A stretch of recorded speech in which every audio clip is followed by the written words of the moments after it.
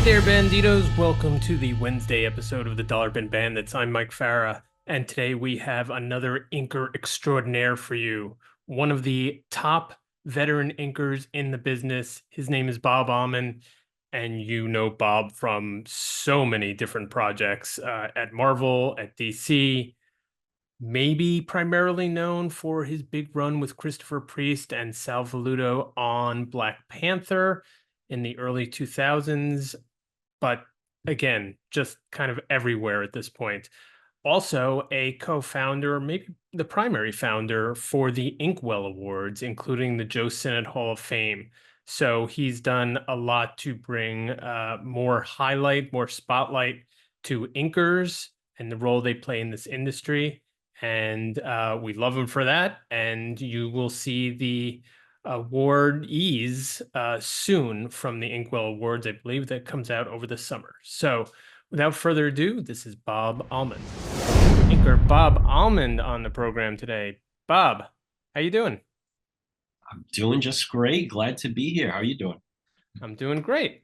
So, Glad to have you here. We're going to do a big rewind for the first question and ask you, how did you first discover comic books?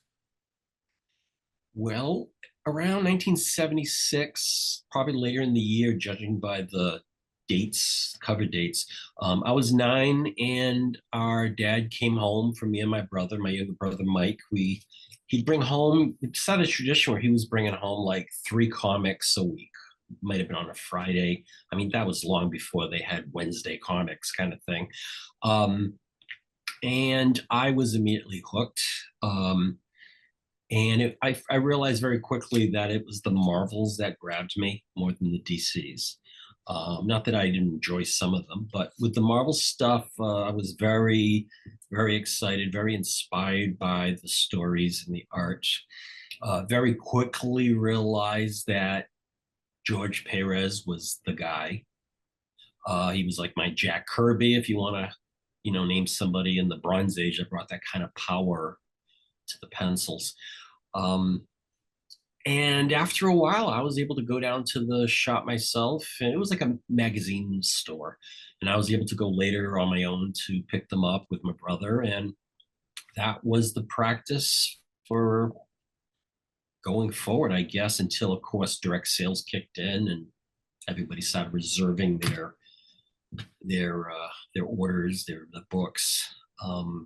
But pretty much that motivated me. That besides making me a fan, it's what motivated me to decide this is what my dream job is. This is what I'm determined to be a part of.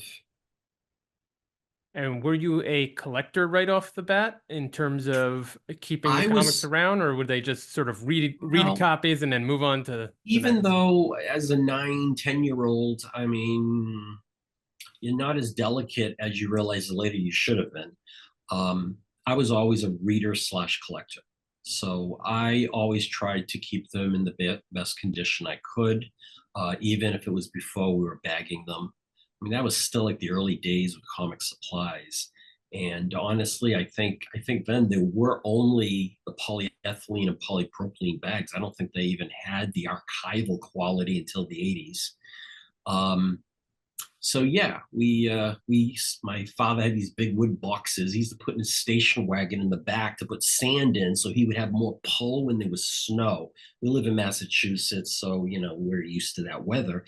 And he had these extra ones. I guess he kept replacing them, and we cleaned them out. And we put comics in there. And they slid under our bed, and that's what we did until comic boxes came about. I'm not sure exactly when those came about, whether it was late 70s or 80s or whatnot, or at least to a being the popular option.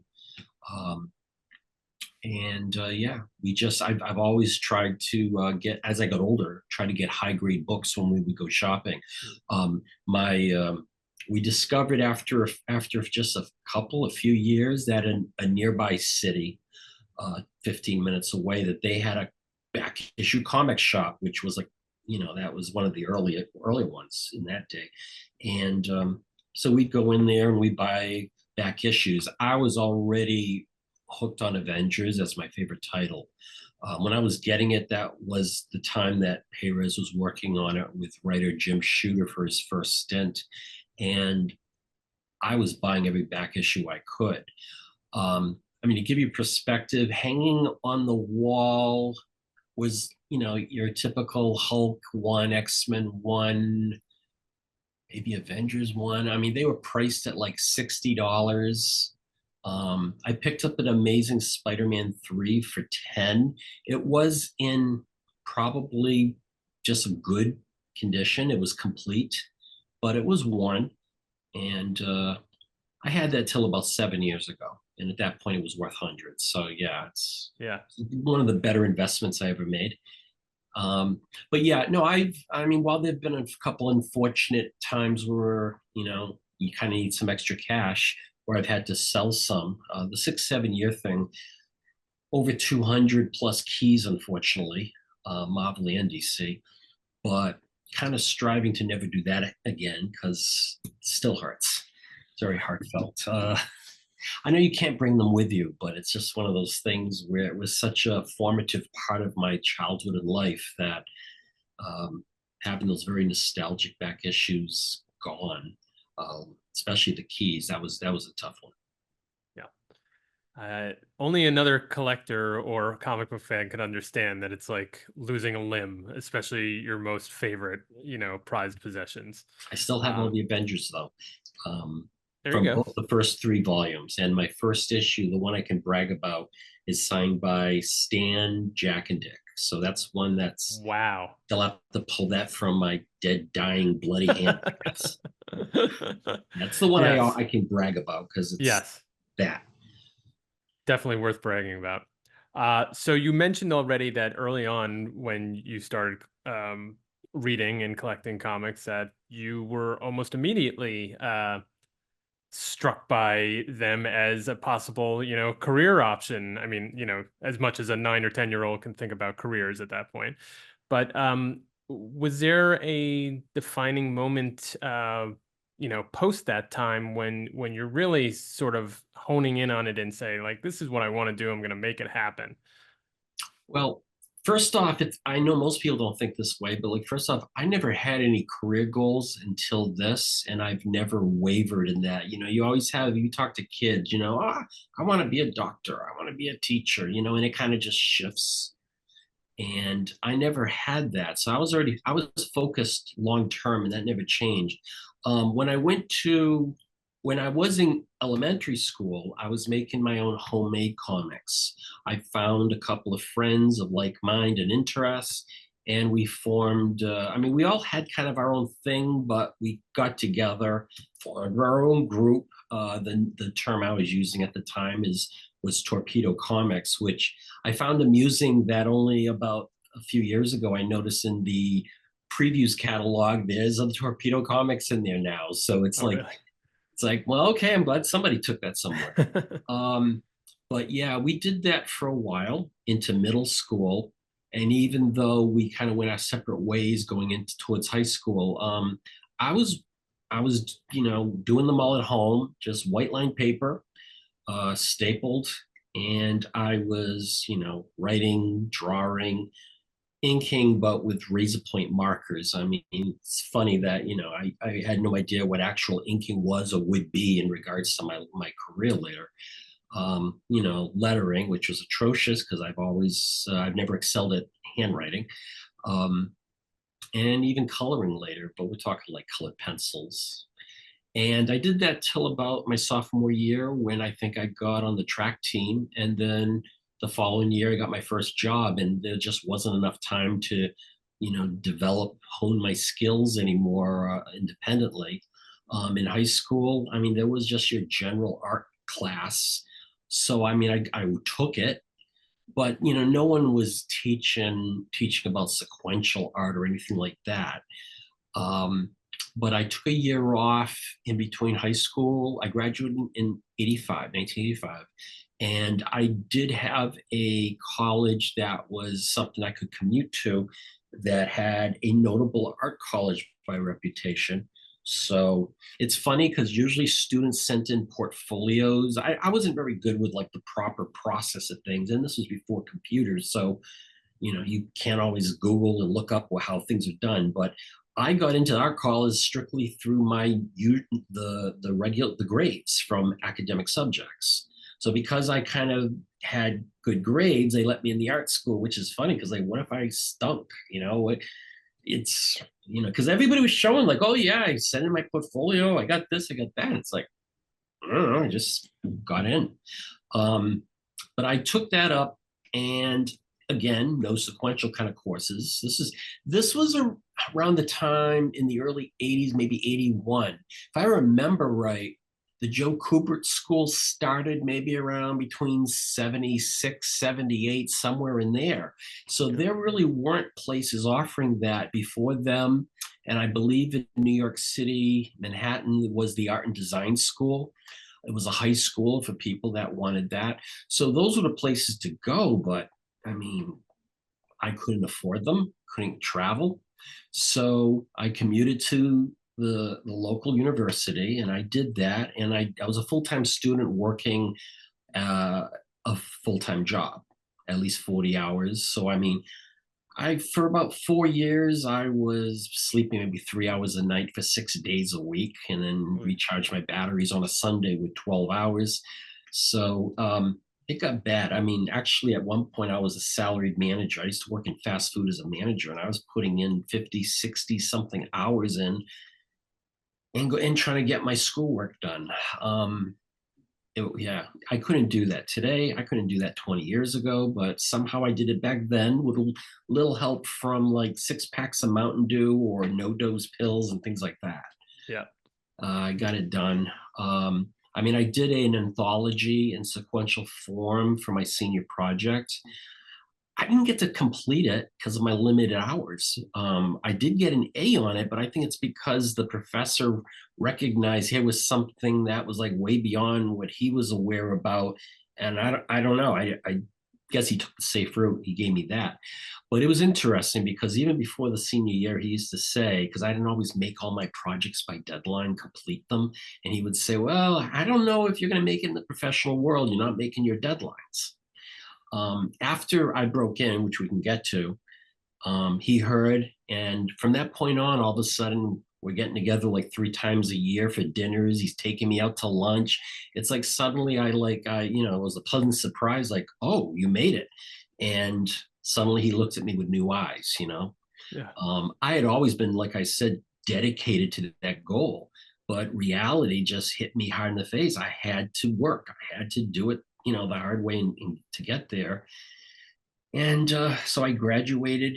It took 2 years before I broke in. I don't know if that leads to the next question about how did you break in? Okay. You got it. You All must have right. done this before. Yeah, I think so. Short-term memory, though.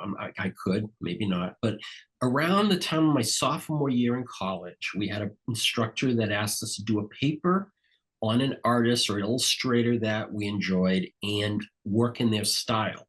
A friend of mine who had been a manager at, I think many people have heard of New England Comics in the New England area because they're the ones that were part of the origins of the Tick character. Hmm. Um, he had been a manager there, a student friend of mine, and he was like, "Well, I've got to list some contacts from like our interactions with creators," and he was like, "Do you want to interview one of these people?" And this is in 81, I think I said, or 82. It must have been 82 or 83. Apparently, at that point, Art Adams had already appeared on the scene and blew everything up. And my friend was a huge fan, so he went for that. I remember Rick Leonardi being on the list, but it was Bernie Wrightson's name that really hit me because even though I did not have done a lot of research or even read or admired a lot of his stuff, I knew he was an important name, very talented. I don't remember the other names on the list. It was like 5 or 6 names, but I went with that. And I just one day up and called them, and his wife answered. Now, I've thought about this later. Like, what would I have done if somebody called me, a stranger out of the blue, randomly, and like, hey, I'm a student and so, can I do an interview with you? I'd be like, how'd you get hold of me? How'd you do that? But back there, they were rather kind, trusting people, and it was a different time, I guess. And Bernie wasn't around. So his wife at the time, Michelle, was on the phone with me. I'm I'll say about an hour, but I don't think I quite recall exactly how long. And she gave me as much information as she could. And then towards the end of the interview, she said, well, Bernie will be here tomorrow. Would you like to still talk to him tomorrow? And I'm like, sure. So we did that, and he got on the phone, and he answered all my questions regarding his life, career. And by the end of the talk, he said, "Well, I hold an annual Halloween party. It's a tradition up here in Upper State New York. Why don't you and whoever you want to bring with you, within reason, come on up?" So of course, I wasn't passing that up. I went with my brother and at the time my girlfriend, who was my wife, who was sleeping a little while ago behind me, relocated. Um, we went up there dressed, and it was quite the scene. It was in his studio behind his home. Um, it's in the Saugerties, Woodstock, Kingston area, but I never remember actually which town was the one his house was in. But there was a lot of overlap. Um, so we did that maybe in 86, 85, something like that. No. It was more like 87. Regardless, late 80s. We tried doing that almost every year. And we got to meet a whole lot of notable creators, whether it was before they actually really broke in or after. Because there was quite an artist community up there in that area, because it was easy commuting to get down to Manhattan, where at the time that was the publishing home of the country or the world. Now we got a lot of people in the West Coast area. And it was tough because I wasn't going to show my sample of my work. It wasn't appropriate for the event. And I was trying not to gush like a fanboy, but I would expect that I probably did. And it's funny because like I kept every time I would like try to open up and talk to Jim Starlin, one of his friends and at the time collaborators, he seemed to almost have this little like contempt for like a fanboy going up to him, which is funny because like later he's the guy that got me in and would be friends with me to this day. But at the time it was very awkward. And I get it. It was a Halloween party, and the idea that you have fans in there asking for your autograph, I'm sure that it's not something he was looking forward to. But I got to meet, let's see, I'll do my best with this. At one point or repeatedly, Jeff Jones and Mike Kaluta, two members of the studio that Bernie worked with, Charlie Vess, Joe Staten, Joe Duffy, Terry Austin, Herb Trimpe.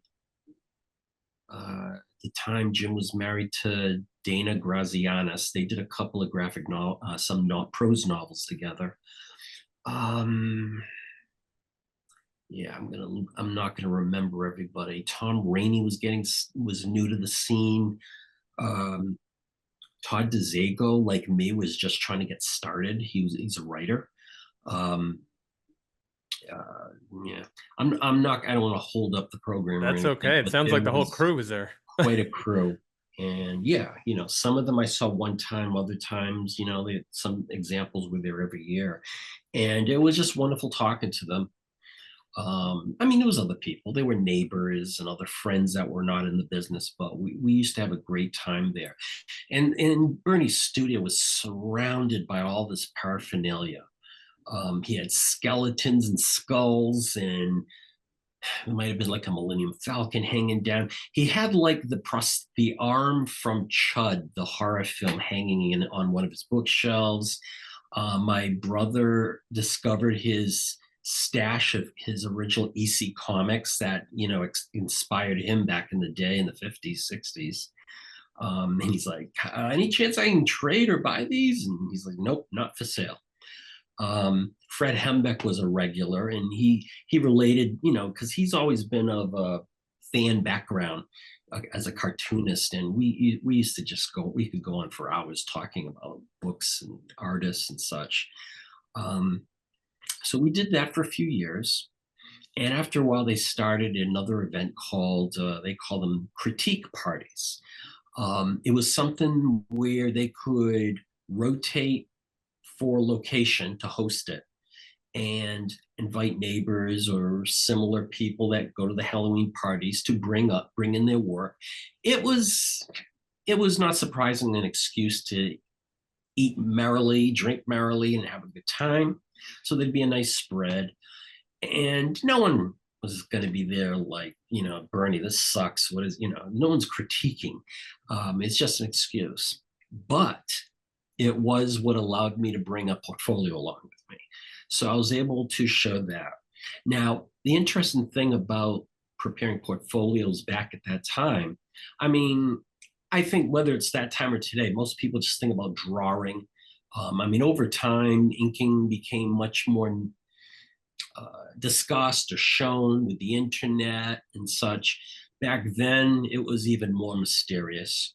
So, besides having samples from college, things like that, I had a little before that realized that Dark Horse Comics were doing samples, and they would say for inking, we can ship you pages of photostats of the pencils, and you can use, they said something like rubber cement or glue sticks or something, and put tracing vellum over it and ink on that, which I realized for the first time, and I've never wavered on this, that's the worst way to try to ink that stuff. You are inking an image like that's blurry, like you're inking on a shower curtain. And due to like the warmth of your hand and handling moisture, you get all this like bubbling and uneven surface. But I did that. Then you're supposed to like tear the vellum away from the photocopy. So I'd photocopy those from a copy machine, and that's what I had in my portfolio. And I was asking Bernie about that, and Bernie had said, like, yeah, he does work again. This was again the late '80s. He was working with Jim Starlin, and he was saying, but he's not really good with the whole networking thing or knowing like leads. He goes, well, the best thing you should do is probably talk to my buddy Jim. He's the guy that knows all that stuff. So here I am, all intimidated, but brought my stuff over to Jim Starlin, who went through the pages, and he's like, well, this is interesting. He goes, you know what? Why don't I get back to you? And or else I was supposed to check back with him. Those details are hazy, but ultimately he told me that there was a possible opening. He wanted to send me photocopies of work, 3 pages that he wanted me to test deadlines, get done over a weekend, 3-day weekend. So he sent those to me. Now, my first job was Warlock and Infinity Watch #5, which was in 1992. This would have been, I'm guessing this was around 91, 90, 91. 91, almost positive. He sent those to me. I tried working on them, but the problem was I was a first assistant manager of the restaurant, and I was scheduled like for full shifts for those 3 days. My restaurant manager was on vacation, and there was no one that could swap with me or do anything. So I had like 30 to 40 hours to work and still get the stuff all inked. And it was over Angel Medina, who was going to be my first penciler to work on professionally. And this is when he had incredibly meticulous work. And all I could get done, because I was probably on either the whole 2-3 hour sleep thing or doing all nighters. I could only get a page and a half done out of 3. So I typed up a letter of apology explaining my circumstances, and I shipped that all back in. He called me back sometime later, and he told me, well, it doesn't look, promising. He says, but he'll talk to his editor, he'll show him the work and see what happens. He was basically like, don't hold your breath, it's iffy. So okay. Then many weeks went by, and obviously I'm all anxious but trying to hang in there. And it was a fall night. I do remember it being either October or November, like 10 at night, that I get the call from him, and he told me right from the start, that Burger King job you've been doing, you can quit that. I think you're going to be quite happy working at Marvel. He explained to me that his editor, which would be my first editor, Craig Anderson, that he was like not thinking about approving it because he couldn't make the deadline. I couldn't make the deadlines. And Jim approached it this way. He said, listen, He did this working 30 something hours. Imagine if he quits that job. He now devotes that all that time to the pages. And he was saying like he had to like bend his editor's arm behind his back, but he, whatever, however harsh or not harsh it was, he convinced them to acquiesce, and that's why Jim called me. So that was end of '91. I got sent via FedEx January 4th of '92, my birthday. I got my first original art pencils to ink. Oversized pages, blew my mind. And I was going to do my best because Jim made me make one promise to him: do not blow your deadlines. So, I realized later, like, there were a lot of people, he's helped in the industry, and I was one of them. And it's funny because, like, it's not like we're close or tight or anything over the decades since, but it's just that connection that just means the world to you, and you don't ever want to change that. Thanks to me getting in, I've been able to hold the career for, I think, 33 years. And I see Jim from time to time at shows. After I formed my nonprofit Inkwell Awards, after a while, I asked him to be one of our special ambassadors.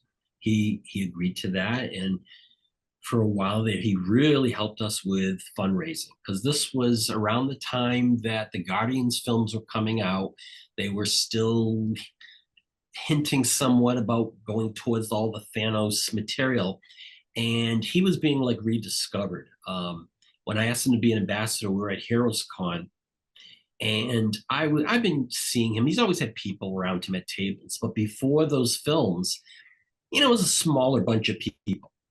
And now at Heroes, there were long lines again, like when he was back in the heyday in the '70s and '80s and all this. And I mean, this was after Infinity Gauntlet, but with the movies and everything, like I said, talk about being rediscovered like later in life. I mean, he was in his 60s, I think. What's it been? How many years? 2008 since the MCU started. So we're Yeah, that talking. sounds about right. So So, so that's we're talking 17 about years. yeah. So yeah, that's he's about mid. I think he's like, early mid '70s. So he would have been about late '50s, '60, I guess, when that was happening. So yeah, I can't even imagine what how his career took off for him. But we were able to get him as an ambassador before that really went crazy, and yeah, he helped us quite a bit with fundraising. Um, and yeah, it's just an honor knowing him, and that's how I broke in, and that's how I was working for Marvel pretty regularly for about 5 years after that, Yeah. till the big axe fell from the mid '90s, carpet being pulled out of under everybody, Right. and that's when my editor was fired. Yeah. Many many cuts. Well, up until that point, it's a great story. But that's maybe a story for another time. But yeah, I mean, that's what an amazing sort of, going from kind of the manual labor of restaurant management to inking comic books is a great transition. I remember being in a bookstore and there were magazines, and this would have been in the, I don't know, '80s, '90s. And I remember might have been Comic Scene. There was a few comic related magazines back then before Wizard. And I remember Mark Bagley apparently had a feature on him, and on the cover they had a quote. I went from being a carpenter to a Marvel Comics artist. And I just laugh because it's like, and I was a fast food manager when I went to it. So it's like, we probably have things we can relate to, Yeah. um, just starting off like totally unrelated and getting in that way. So I'm sure there's other stories similar to that. Not everybody gets involved with the art world and fits in that way. We have all of our different stories. Now it sounded like you wanted to be, or the path to get into the industry, which you always wanted to be a part of, was as inker. Was was that always the end goal, or was there, because I think some folks try to get into illustrating through inking. Um, was that in the back of your mind, or were you like, I My like this discipline? my only training, if you would call it, because I never worked as a background assistant. I never really worked professionally with anything. All I had was how to draw comics the Marvel way from the 70s. Hmm. And, there's a chapter in there for inking. So, I mean, I read through all that stuff. Um, but no, I think like a lot of people, you go in there trying to hone your drawing skills. I mean, I would try using different markers and things. I didn't seem like I could had the skill for that. Um, that just fell in my lap because of the way it played out with the portfolio samples. So that's what I was hired by the editor for. So I stuck with that. Now, I think people are well aware, many artists, whether you're inkers or what, many artists can draw. Um, I can draw, but I was like, people who are in like the illustration or the commercial world, uh, graphic design, different kinds of illustration. I don't know, it's changed now. I mean, with the computer world, but back in the day, it was like it didn't matter if you used references, whether it was models, photo reference, whatever. It was all about the final product that you produce, that you render, that you bring to your client. You can't really do that in comics. I mean, not to say there aren't artists that refer to some figured, photos and things, but you have to very quickly have panels are like small illustrations. So besides the storytelling thing, you're rendering everything imaginable under the sun, and that doesn't quite work. And I was spending all my time. I was not the fastest ink artist at the time or even today, but it took up so much time that I couldn't see myself meeting assignment deadlines and still trying to um, sharpen drawing, sketching skills on the side. But I've seen many artists who have, even if it's later in their career. A friend of mine, Keith Williams, for example, I mean, he's now in the last few years been mostly on the road instead of at home. And Hmm. he's been doing much, much more sketching and drawing and with commissions to the point that within the last 10 years, remarkable, uh, improvement in his drawing skills. And I'm constantly praising him for that because it's like he took that step that I didn't take. Not, but at least it's like, but you got to have some sense of it. Even if I don't always draw a perfect figure or render it or like the way I'd like it to be, like from what I'm envisioning in my head. Um, Inkers have to often fix anatomy. They have to make something work that isn't working. I mean, there's a lot of factors with composition design, light sources, and all of that. So if we have somebody that's maybe that needs, he's not polished yet, he or she, our job is to go in there and to fix that. Um, this is why early on, when I would work over loose, like breakdown work, loose pencils, my drawing skills weren't honed well enough to go in there and perform what was expected, which would be called ink finishes. It's like you're finishing the Yeah. drawing and inking it to finish it. The first time I did that, I was not happy with it. And I even had a colleague comment to me and the pencil or breakdown artist, a partner of mine, like, whoa, what was with you guys? You guys seem to be foaming it in or something. And it's like, so I had to wear the brunt of those kind of comments. But over time, I got better at it to the point that, yeah, I had to work from, bare minimally rendered sketches, either professionally from the publisher or on many commissions. So it does come with time. You've got to have the skill. And I've been able to keep busy and keep at this without going that route. But I've done quite a few commissions that I've done pencils and inks. It just takes me longer. It's like the more you throw yourself into the fire or the deep end, to use a metaphor, the better, the more easier it is. And I guess I've just never gone that route to that point. Trying to think what a question was, to be honest. Oh, how I fell into inking and all that. Um, Yeah. No, that all makes sense. And yeah, you sort of followed up on one of the questions I was going to ask around finishing art, because I always find that kind of process a little bit different and interesting. when you're sort of allowed to do it. And some people like it and some people don't. Um, but I wanted to It's move not into go ahead. it's not something it back in the day was much more likely, especially yeah, silver, bronze age, you would get layouts and breakdowns semi-regularly. Um, I think since the 90s, 2000s, you probably don't get it that much. You probably don't see, you either see penciler inker credited, or you see artist inker to, as if to say the inker is not an artist, or you see one name for both artist. And there are a few pencilers that have been known that a lot of times they have this like loose penciling style. A couple of examples, and I think my second example has maybe tightened up, were John Romita Jr. and Mark Bagley.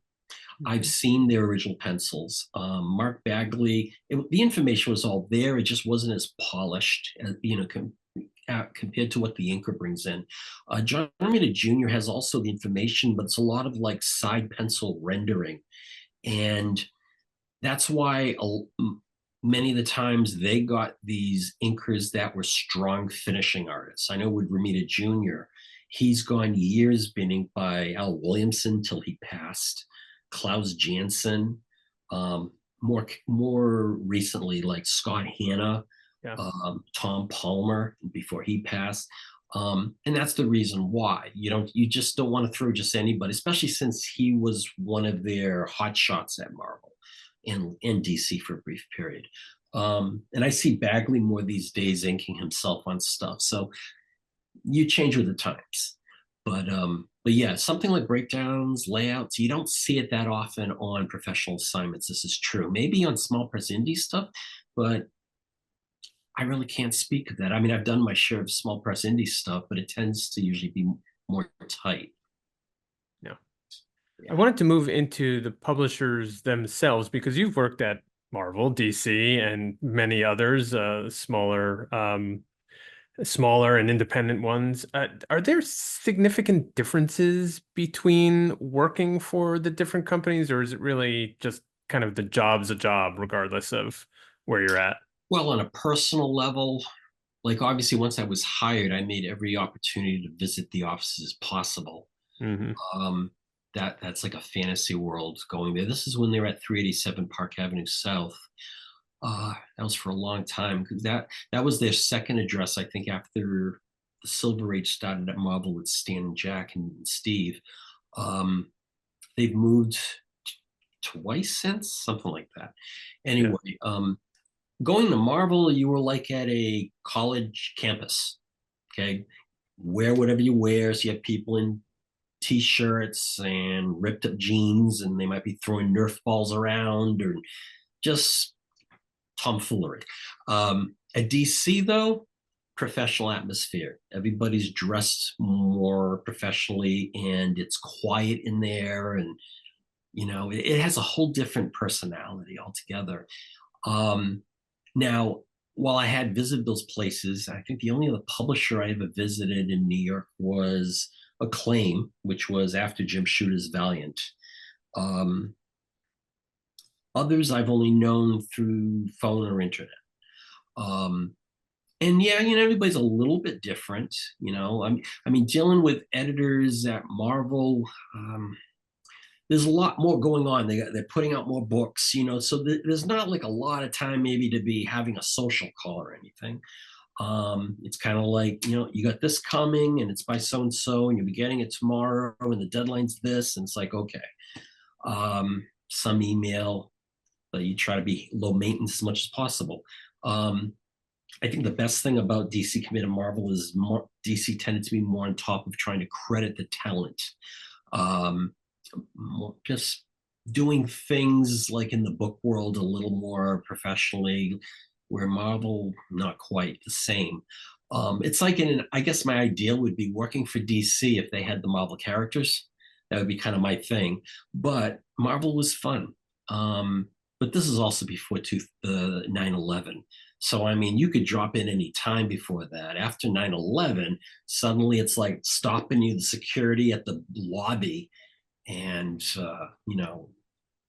making sure you're there and you're there for a reason. You're not there just to drop by, check around looking for work. I mean, a cover story anyway, at the very least, until you can get upstairs. So it was tough. I think after 9/11, I only got there, was there maybe twice the max. Um, and that might have been actually at the end of the Black Panther run, where my Hmm. editor took me and an inking assistant out for lunch. Back in that day, actually before that day, it used to be your editor could take you out for lunch on the Marvel Gold Card. And back at then when it was for Black Panther, it's like, oh no, that's when they had that's after the 90s. Everybody had to, count their staples and count the paper clips, and you had to pretty much pay out of your pocket to treat your talent. So it was a very different time, but at least there was like a closure to that whole decade plus that I was working with Marvel, because I worked with Marvel about 10 years straight if you count things like Malibu Comics that they had bought, Right. and tryouts that I got paid for jobs that didn't go anywhere, and all these other things. So I got about 10 years straight there until the end of Black Panther 2001. And then I only did three assignments following that, like every few years after that. But tastes and times change. So they're always going to try to bring in new talent. Although some of that is also because of the bad pay. You're always going to have new people that want to get in that'll do it for peanuts. Yep. And you've got your seasoned veterans that are like, well, I'll do it maybe for less, but not below this mark. Right. Where the newbies are like, oh, I'll do it for almost nothing. So this is how they can keep going. I mean, rates haven't changed since the 90s. If anything, they've gone down. So, Yeah. I mean, you try to name another profession where that's going on, and it's probably a dead profession. That's just as long as there are people out there willing to do the work like that, you're going to constantly see new names you don't recognize, kind of just in and out. I remember when people used to be on books for many years, like 10-year Hmm. runs. Then it was smaller. By the time we were in there, it was still like sometimes a few years. By Black Panther, I think runs were ending every 6 to 12 months. They felt there was a need for a rotation to keep things fresh, to keep the buying, the reading audience coming in. Um, Now, not even. I mean, now it seems like maybe the writing, but a lot of times the artists keep changing. Yeah. So as it's hard for me to relate, because I mean, it was the consistency that kept me coming back in my day, and that's a whole different environment now. And I guess you just get used to it. And you hope the art styles don't vary too drastically, because that's how I would think you would lose people interested in the books. But anyway, I would hope we answered whatever question that was. There, well, it was interesting what you just said because I don't think there are very many ongoing series that Oh no, exist like that anymore. I mean, even if ongoing. they call themselves ongoing series, they're basically just a bunch of mini series kind of loosely tied together. Yeah, there's no real commitment. They may call it ongoing. Ongoing just means as long as the sales don't drop below the levels we're allowed, maybe we'll go forever. But I mean, we all know that's like a pipe dream today, because there's always a diminishing returns for like every issue. You pretty much are in that path. This is why, like I said, they will kind of change creative teams, or they'll have a key event in the character's life, or whatnot. Um, so that's why, I mean, when Marvel came up with their legacy, numbering, this is how they keep new people coming in, flashing issue ones and all that. Right. But for us, I guess, old guys, we still see, well, it's still Avengers 647, Right. so we got that. Although, don't get me started with that numbering system. What they counted as part of the legacy thing, some of it was common sense, and other stuff was out of the blue. But no, it's being somebody that's always cherished the continuity, the cohesiveness of the Marvel universe. Not to say they don't kind of reboot, but it's not to the level of DC that has gotten themselves into a trend where they constantly are going to reboot. Now that's become like their thing. Um, So yeah, I only read until about 2001 as a reader. But for the next 6 years, I didn't stop buying stuff that were of my favorite characters or my favorite creators. I bought stuff I knew I would like, but I guess I was hoping I'd somehow still find time to read them. So stacks and boxes of books unread were just being collected. And it took 6, 7 years for me to stop from buying them.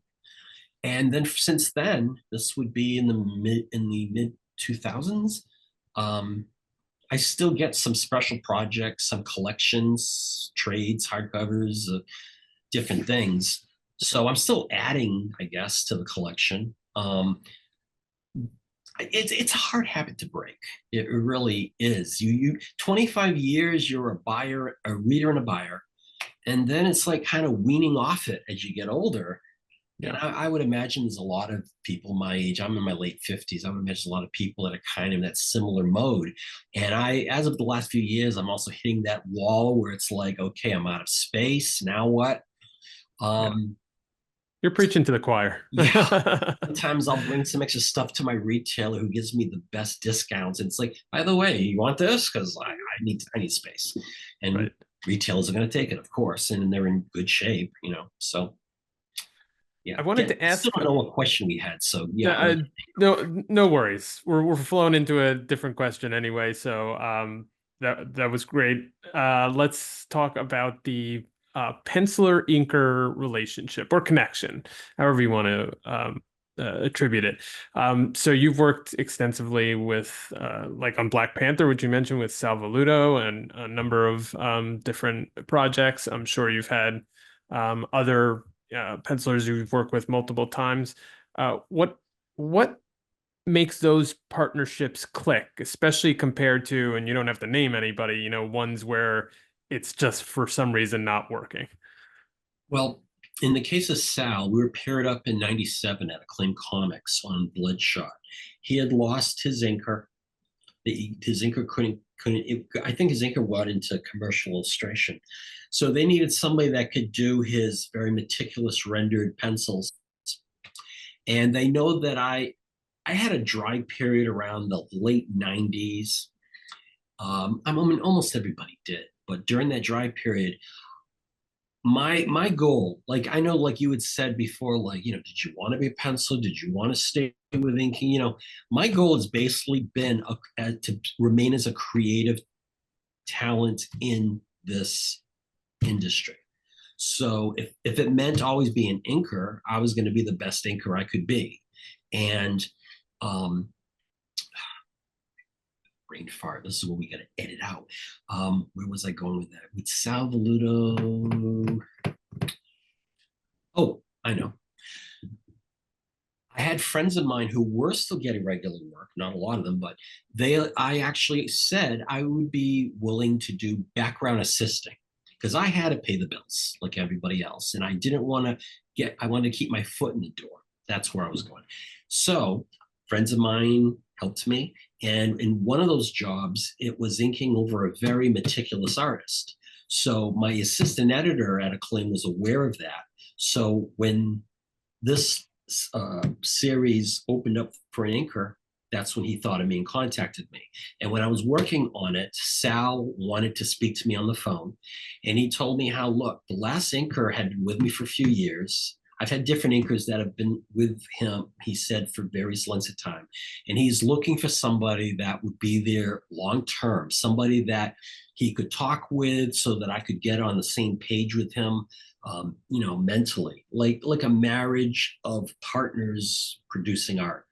And that's what happened the next few years. And so there's getting a lot of feedback from him or suggestions. Why don't you try these tools instead of those tools? And can we go for this kind of look?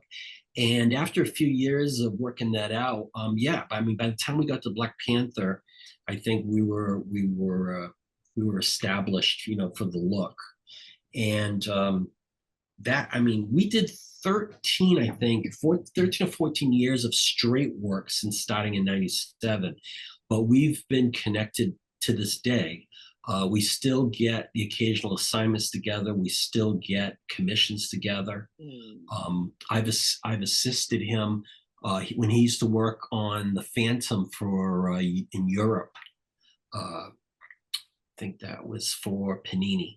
No, not Panini. That was actually Egmont. Well, somebody out there knows right now. I'm not remembering the details too well, but yeah. So I mean, and I inked with him that material that way, like it's more of a studio arrangement when you're outside the country. Usually they don't usually always credit all the other staff, just Sal's studio, that kind of thing. Um, Other art teams I got together with were ones that were paired up with me, like Kevin West, who was known for doing a lot of Guardians of the Galaxy in the 90s before the title ended, and he's done a lot of stuff since.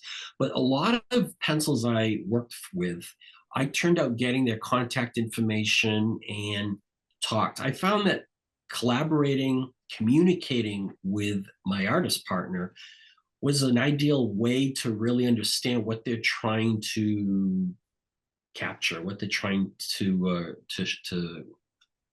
resonate on the page. And I even would ask the editor, or if I was in touch with the writers, to send me the scripts. Often there'd be certain effects, emotions, things you're trying to convey visually. And I would realize, like, oh, I can emphasize that more by doing this and doing that. And for a long time, that was the way I worked. I would try to be more in touch with the pencilers. Some people were really into it, like Kevin West. I worked with Tom Grinberg back in the day in the 90s.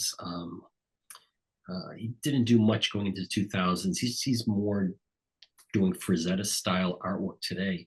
But I worked with some people for shorter terms in Sal.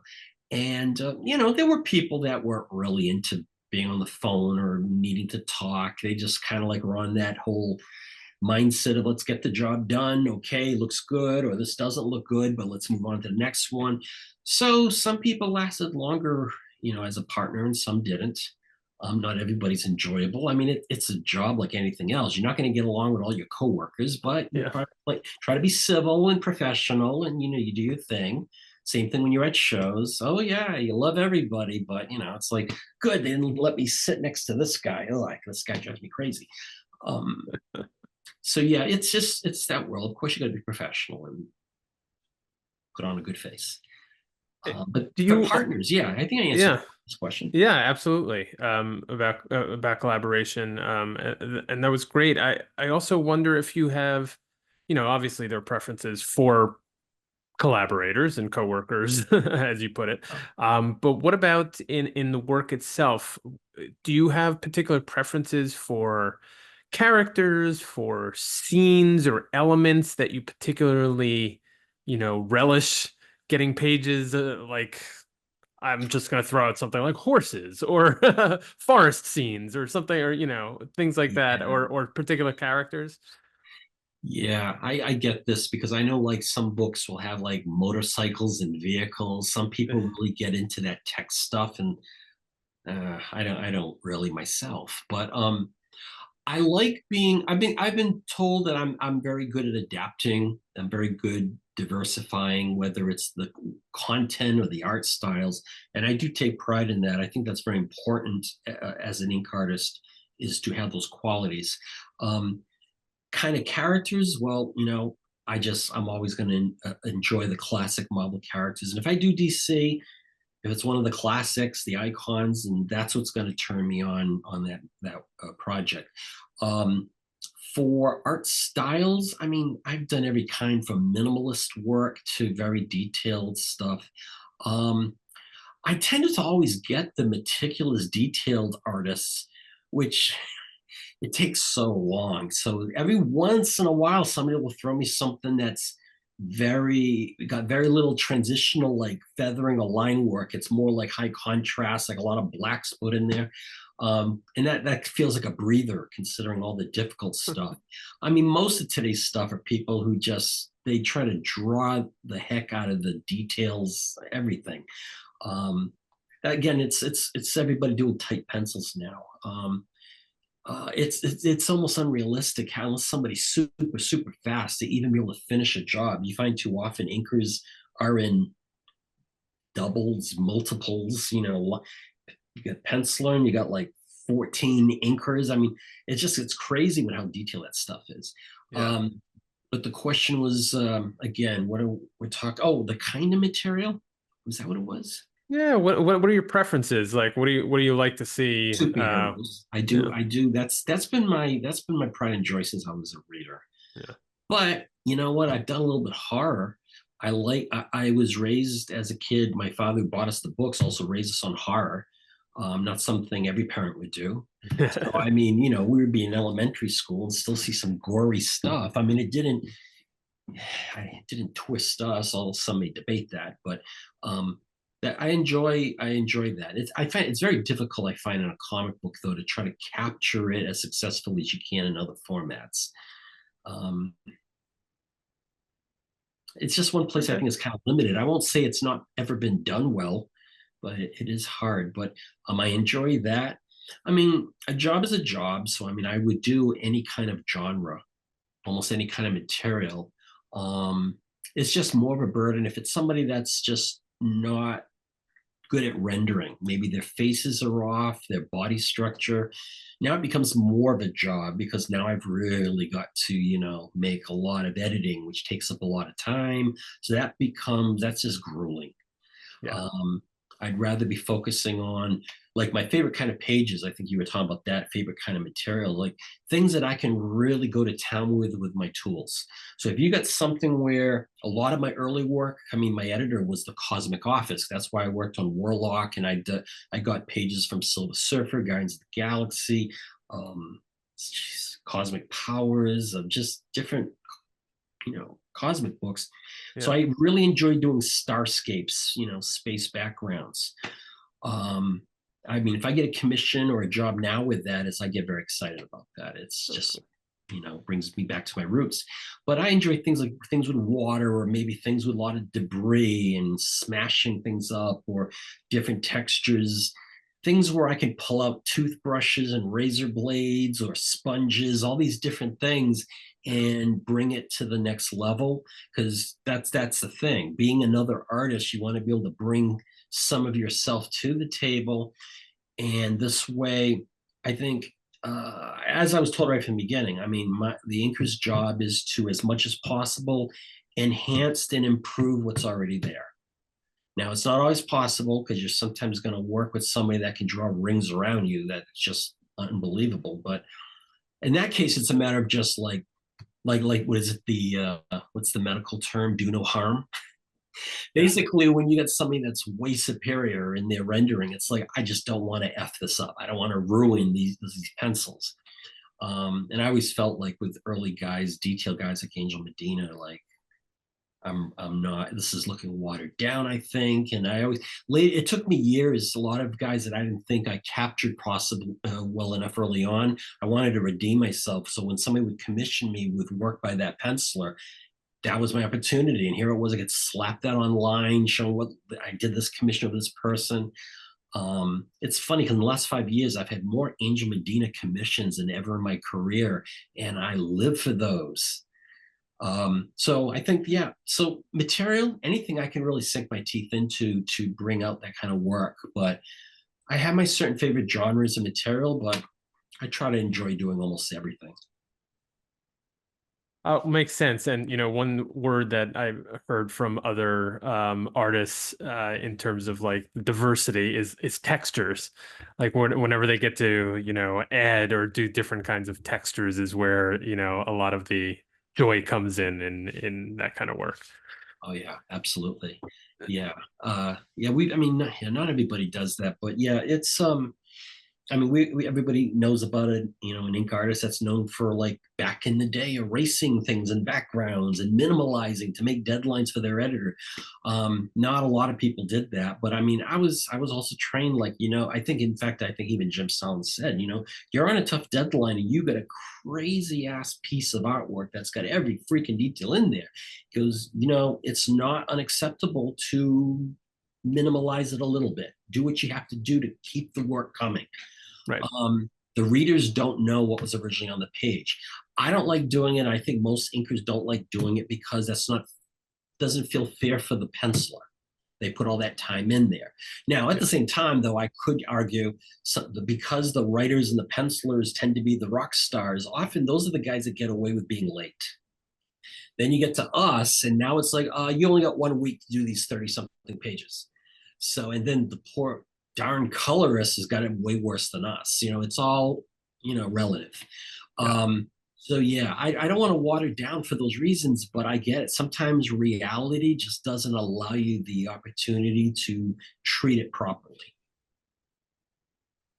I wanted to close out with talking a little bit more about the Inkwell Awards, which you'd mentioned earlier. And are you a founder or co-founder? I'm not sure, but I'd love to know how it all came about. Okay, I am the founder and director since it started in 2008. What was happening was in the late 90s, 2000s, I was watching and seeing a lot of changes happening that were not exactly beneficial for inkers. I mean, number one, I saw what happened to the letterers. Lettering was all hand done and it was becoming all digital. Mm-hmm. And it got to the point that most of those artists were left in ditches. They were just not in demand. Coloring, once that started going digital, colors were told, look, you need to learn the system, the digital coloring. If you can't learn or you don't want to learn, we're going to move on without you. Now, that meant you had to go out and buy all the equipment, though, to be part of that, which pretty much most people did. But I knew the writing was on the wall with this, too. And since I think the late 90s, there was more and more of this printing from the pencils thing happening. I know when Jim Starlin was doing his self-created project Breed, mm-hmm. I think something like the second series he did or something, he did it uninked. It was just darkening in Photoshop, coloring effects, things like that.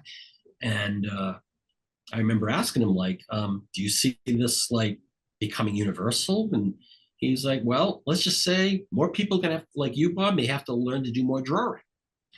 So I'm like, And I started noticing that in the solicitations and in, where's another place? Solicitations. Right now, I'm thinking about the solicitations in the previous catalog. It used to be the standard, the tradition, that you'd see writer's name, pencil's name, inker's name. Same thing on trade paperback covers. You would usually see that. And all of a sudden, I learned later it was the marketing department at Marvel. And I don't know if DC independently did that or followed Marvel's lead. They dropped the inker's name. So it's like, okay, now we have that going on. Okay, we have more and more people not using inkers, just telling the penciler, draw everything super tightly, clean it all up, give it to the colorist, and they'll clean it up and hide all the things you don't want to see. Some are calling that digital inking, which is a misnomer because colorists are not trained as inkers. They're just doing their thing to improve it as best that they know how. Besides all this, years before, the Eisners had dropped the inking category for their awards. Everything but inking. And their explanation was, well, it was too difficult. No one understood the art form or craft. No one seemed to know, where does one artist begin and another one end. And instead, I don't know what was going on internally. It was probably rough. But after a while, they just stopped it. And to me, that's like the Academy Awards deciding, okay, we're not going to honor the supporting actor anymore, or the costume design, or something like that. One of the, the main, whatever, dozen or so awards. And that seemed like very much a slap in the face. Trying to remember other examples. There were many examples that I'm not going to probably remember now. The good thing is after a while, they were finally putting writers, pencils, inkers, and even colorists on the cover credits.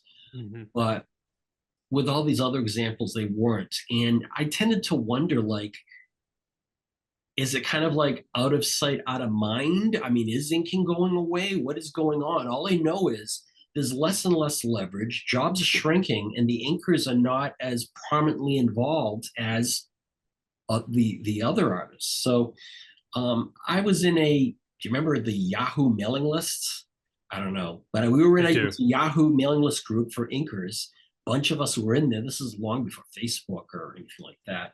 Um, and we would talk about that. Everybody, you'd have all these different inkers. Like, I used to work as an inker all these years, and now I can't get any work. And oh, I got to learn how to do, scanning and stuff, digital stuff. I don't know how to do this, and what's going on. And I know it sounded like a lot of people whining, but I mean that's kind of like where this was going.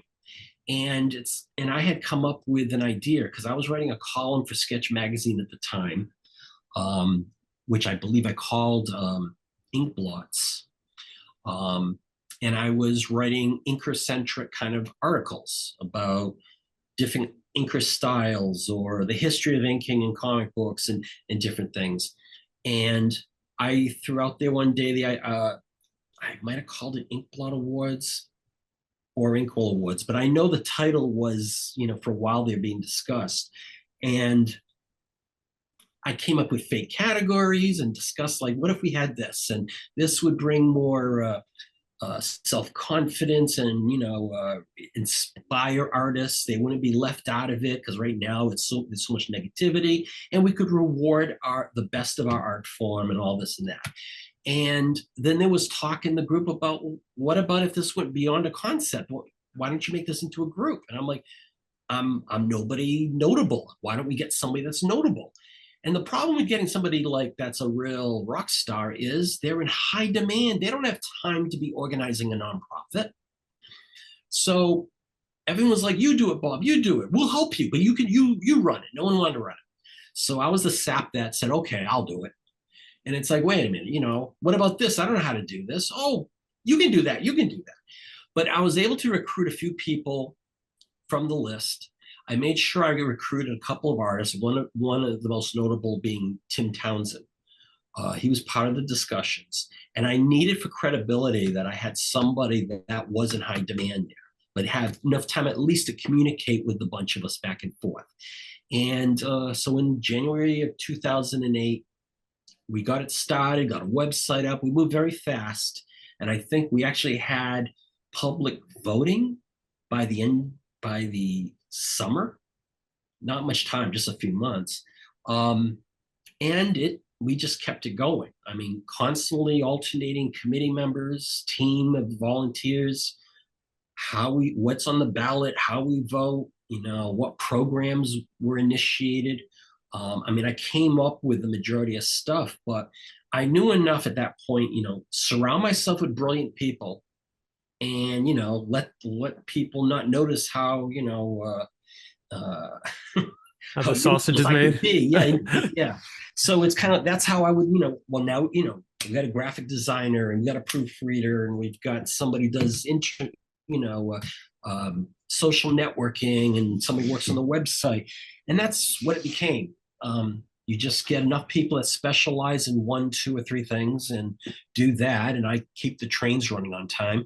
But at the same time, besides the committee just being the think tank, I mean, I'm very hands-on. I do have a first assistant currently, Ray Burke. He's not an inker. But I found, like I said, recruiting active artists in this industry is nigh impossible. So, but people that are dedicated, people that really want to help advance the art form and just know that they're appreciated, there's a lot of people like that if you really look for them. So doing this now 17 years, I think. We're still learning. I always think we're a work in progress. I don't think we're ever mastering anything. I think trial and error is just the constant how you improve and get better all the time. So we're always in that state of flux. So when people still say like, you've thought about this idea or why do you do that instead of this? It's like we try to consider all suggestions and we have made adjustments along the way, whether it's from the team or from the outside. But right now, for a while now, we've been supported by many shows.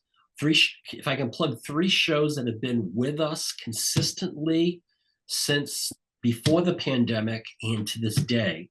I want to thank the Terrificon at the Mohegan Sun in Connecticut. I want to thank the Garden State Comic Fest in New Jersey. And I want to thank the Old School Comic Show in New Hampshire, because they were kind enough to work on a relationship where they said we'd be welcome every year.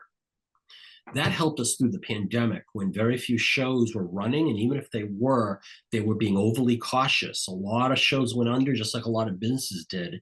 And they wanted to make sure, well, we got to bring in the right people. We've got to have a sure thing, something that's going to make profits and all that, just for their lifeblood, just to survive. Mm-hmm. And that was the bridge that got us over that. Because you got to understand, conventions is like the main way we collect donations for fundraising, that we auction off on eBay and Nerdcrawler and other places. So I just wanted to mention that. But we have quite a few other shows that have supported us, whether it's even one time or off and on multiple times. I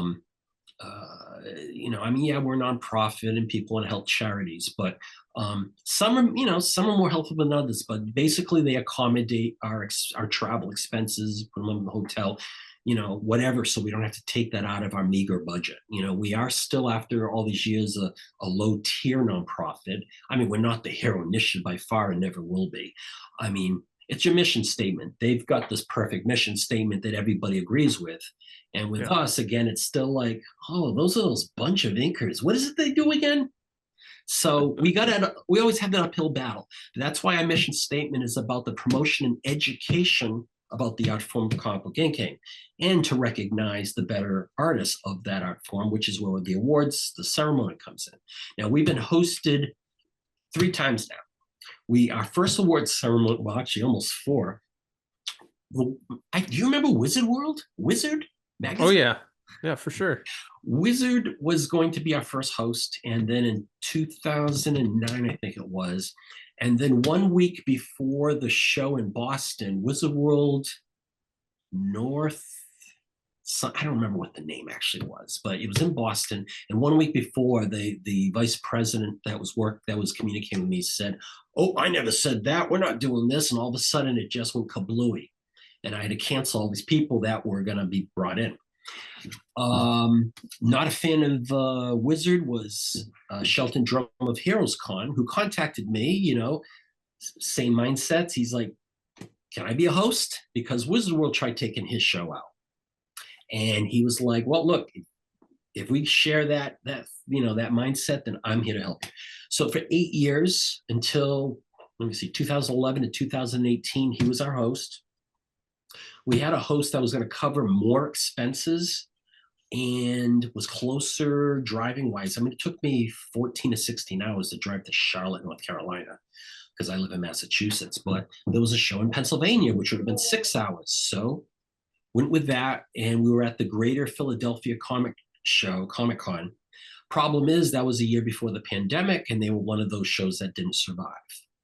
So then we went a few years just revealing winners online, that kind of thing. And then I was approached, in late 2023, I was approached by Joe Figured of the Hershey Comic Con and the Mannheim Con. And he was a retailer at that other show where we were in attendance, and he said he was interested. We started talking and realized he's not only close, he's covering these expenses, and he supports us all the way. So this year, God, I should have had this date ready. July, I guess I can look it up while I'm here. But July of this year, we have our second live awards ceremony.